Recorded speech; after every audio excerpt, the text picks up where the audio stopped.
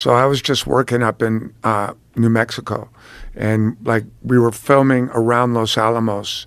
Have you ever been to Los Alamos? No. And like, it's amazing that like people just haven't seen the laboratory, the current Los Alamos Research Laboratory, which is, you know, across the street from where Oppenheimer lived when he was doing the Manhattan Project, which was this boys' school that they kicked everyone out and all the scientists moved in, which was not in the film, which is quite interesting. Like Los Alamos, if you can ever go there and see the museums, and you know, it's just a fascinating place to see where they built that bomb. But across the street, or actually across this river from where Oppenheimer lived, is now the current Los Alamos Research Laboratory. Pull up a picture of that one if you want to see something mind-blowing. It's bigger than UCLA campus. It's this massive research facility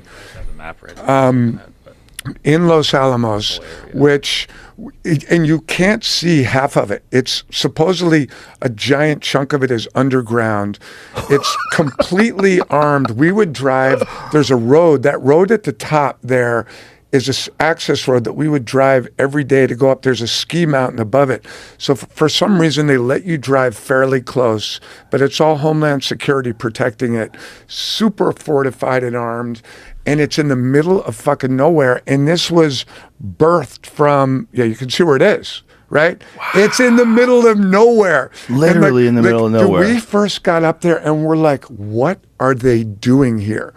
And like, everyone's like, well, it's digital warfare, it's nuclear maintenance, it's, you know, alien dissection. It is like forget Area 51. This place was like, you know, so if we're inventing shit, this is the kind of place we're inventing it. And we went out a couple of days to these, there's, you know, some restaurants and bars in the town of Los Alamos. And I'm like, if I'm China, I'm hiring hot girls, getting them to turn, and putting them as bartenders or cocktail waitresses, because all the scientists from Los Alamos just go there after work and get drunk.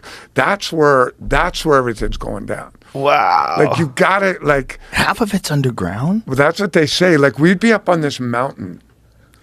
This place. That's what it looks like. It's wow, it looks massive. Dope.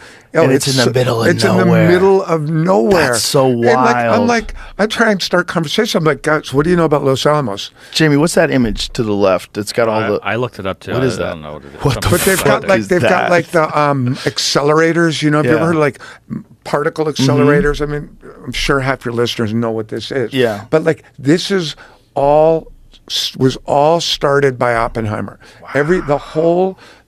It used to be a log cabin. No, that's the school. I think that's the school that they took over. They show a little bit of it. For all the scientists? Film. Yeah, it was such a crazy story, like how these scientists just moved into this school, kicked all the kids out under, you know, national security order, and the scientists moved in, and and like to your point, no one knew what anyone else was doing when they were building the bomb. So you're working on one part, I'm working on another. Our wives have no idea what's going on.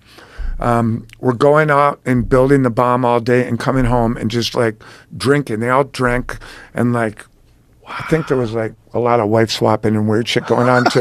They were just partying and building fucking nuclear bombs. Jesus. And now you go out there and see what this, and it's just like, I just want to know, what are we doing? How much does it cost? And who's in charge? And Los Alamos now, so if there is those systems, in my mind, if there was an alien ship found the government wanted, they're going to take it to Los Alamos. That's where they're going to take it. That's where they're going to dissect it. And whatever's going on out there is some deep and real shit. That's where Lazar worked. If you go from Wilbur and Orville Wright's invention of the aircraft, how long is the time period before someone drops a nuclear bomb out of one? How much time is between? Was it 60 years?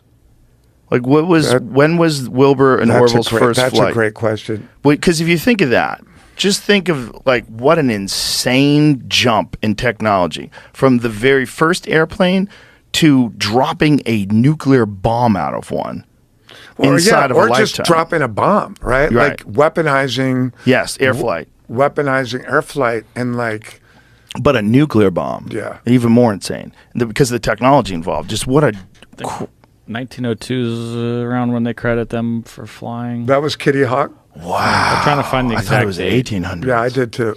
That seems late. 1902. That's crazy. So that's 45 years? Is that real? Right. About 40. Oh And- my God. and so 45 years before they dropped a nuclear bomb out of it? That's what it is, right? It's 47? Yeah, I'm seeing like 1903 is the planes. That's when I think they got the Was, patent. was Oh Kitty my Hawk? God. But Kitty Hawk wasn't 1903, was it? The flight? I don't think it was. I'll double check. Wow. Yeah, December 1903. Oh my God. Well, that makes sense though, because there's video of it.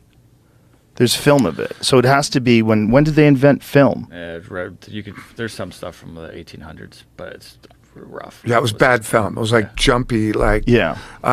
Right. But so your point is like how short a period of time that. What an insane jump. Right. And so where's it going? Right. And what do they have already? Like if they have programs to do something like Los Alamos Labs, if they have programs to do something like Area S4, if they can develop these insane machines in silence, what else do they? AI, what else do they AI invented? controlled aircraft that's going to fly. There was just Yeah. a great article in the New York Times yesterday about it. All these companies that are now scrambling to take over the buildings, which is a threat to the established weapons manufacturers, jet builders, because they're the future are fighting China in a large, like full scale battle is going to be AI controlled drone dependent. So rather than sending human beings in $60 million jets, they're going to send swarms of $2 or $3 million AI controlled fighter drones. And those are going to be self driven, right? Self flown. The way Elon's trying to get self driving vehicles, and be that this is the plan. Great article yesterday.